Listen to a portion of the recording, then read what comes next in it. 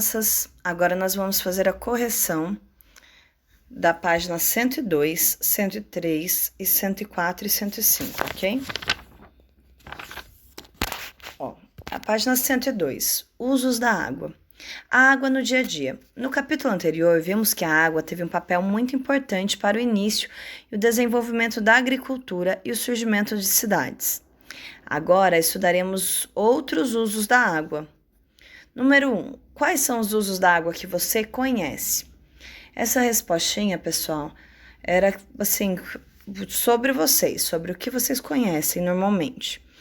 Quais são os principais usos da água em casa?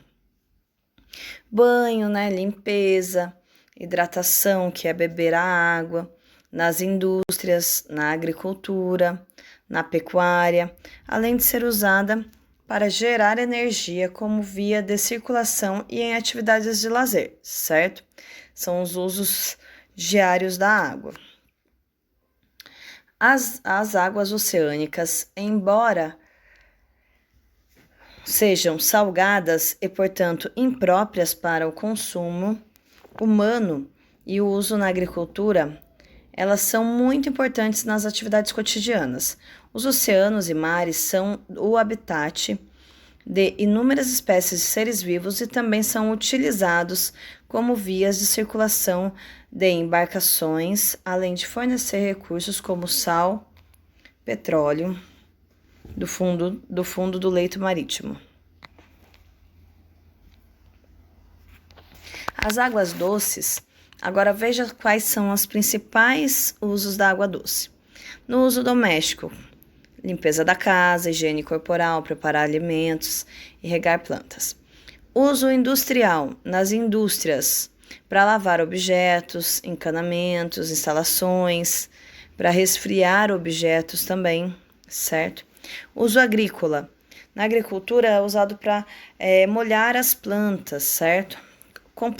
Complementando a chuva, no caso, no processo das plantas e grãos, tá bom? Geração de energia. Na geração de energia, em cachoeiras, quedas d'água, marés e ondas podem ser transformadas em energia elétrica, certo? No transporte, os rios também funcionam como vias de circulação para embarcações. Por exemplo, os navios que trazem mercadoria de outros países, dessa forma, entendeu? E são menos poluentes que os carros e caminhões. Lazer. Muitas atividades podem ser feitas na água, né, pessoal?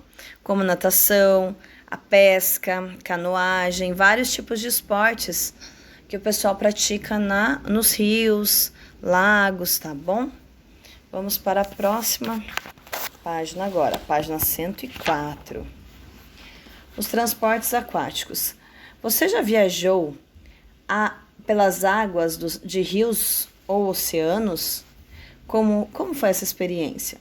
Vimos que os primeiros grupos humanos começaram a se reunir às margens dos rios, onde podiam matar a sede e plantar. E é possível que em algum momento tenham começado a imaginar maneiras de se locomover pela água. Aí a gente vai ver uma série de quadrinhos aqui falando sobre a pré-história, as primeiras canoas, certo? Que chamava pirogas ou canoas. Há 4.000 anos antes de Cristo, na Idade Antiga, aí tínhamos a embarcação a remo, ou que eram movidos a remo já, certo? Chamada de galeras ou galés. Depois, 1453 a 1789 depois de Cristo já, na Idade Moderna. Aí já foram construídas inicialmente pelos portugueses as caravelas, as embarcações que levavam várias pessoas daí no caso. 1789 depois de Cristo aos dias atuais, Idade Contemporânea. Tínhamos o barco a vapor, que era uma embarcação que funcionava com um motor a vapor, por isso que era chamado assim, certo? Aí era a queima de carvão que fazia ele rodar pelo oceano. E agora temos navio, né, movido a energia nuclear, da Marinha dos Estados Unidos, Japão, esses lugares. E os barcos convencionais que nós conhecemos, certo? Que são movidos a combustível normal. Aí temos a próxima perguntinha aí. Quais meios de transporte representados mais chamou sua atenção? Por quê? Essa resposta é pessoal, vocês vão ter que responder o porquê, não esqueçam de escrever o porquê chamou a atenção de vocês, certo? A perguntinha número 3. Mesmo com a criação do avião, que também percorre grandes distâncias e atravessa os oceanos, os navios ainda são usados atualmente. Por quê? Eles são usados atualmente, claro, né, pessoal? Sim, pois é um tipo de transporte que costuma ser mais barato que o avião e mais adequado para alguns tipos de carga, por exemplo. Aí lá no textinho de novo, o transporte aquático é uma das formas de transporte mais antigas criadas pela humanidade. Ao que tudo indica, troncos de árvores foram a primeira forma de transporte aquático, pois estavam disponíveis na natureza e não afundavam. A ideia foi aprimorada com outros materiais e técnicas. Os troncos foram esculpidos, primeiro virando canoas e jangadas, e depois, com mais conhecimento e com o desenvolvimento tecnológico, puderam ser feitos barcos à vela, a vapor e navios, etc. Aí lá embaixo, número 4 da página 105. Pesquise as embarcações usadas pelos povos africanos e orientais antigos. Indique semelhanças e diferenças delas em relação às embarcações vistas acima e anote no caderno. Essa pesquisa aqui, pessoal, era uma respostinha também que vocês iam pesquisar e vocês iam ter que marcar, escrever assim, ou num post-it, certo?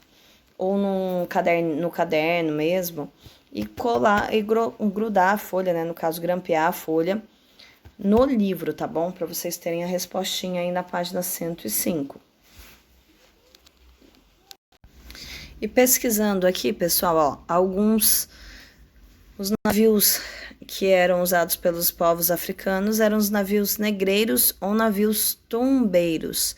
Foram embarcações que fizeram a travessia do Atlântico, transportando mercadorias para a troca do continente africano, homens e mulheres do continente africano, para as colônias europeias do Novo Mundo e produtos do café, açúcar, dentre tantos outros, para o continente europeu. Esse modelo de negócio ficou conhecido como comércio triangular, cuja principal atividade foi o tráfico negreiro, certo? Mas o foco que são os navios, nós podemos ver aqui embaixo como eram os navios. As condições dos navios eram precárias, sem ventilação nos porões, onde passavam boa parte do tempo nem higiene adequada. A alimentação era bastante restrita e recebiam pequenas porções de farinha e carne seca e um pouco de água, que era rara até mesmo entre a tripulação. Os navios, ó, eram nesse formato aqui que a gente está vendo, ó, no desenho, certo? Olha, nessa imagem nós podemos ver bem um navio negreiro, certo? Ó, onde as pessoas ficavam. Opa.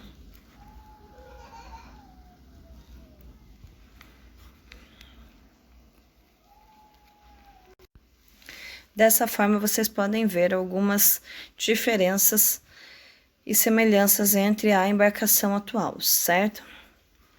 Então tá bom, meus amores. Aqui a gente acaba mais uma correção. Beijos, até mais.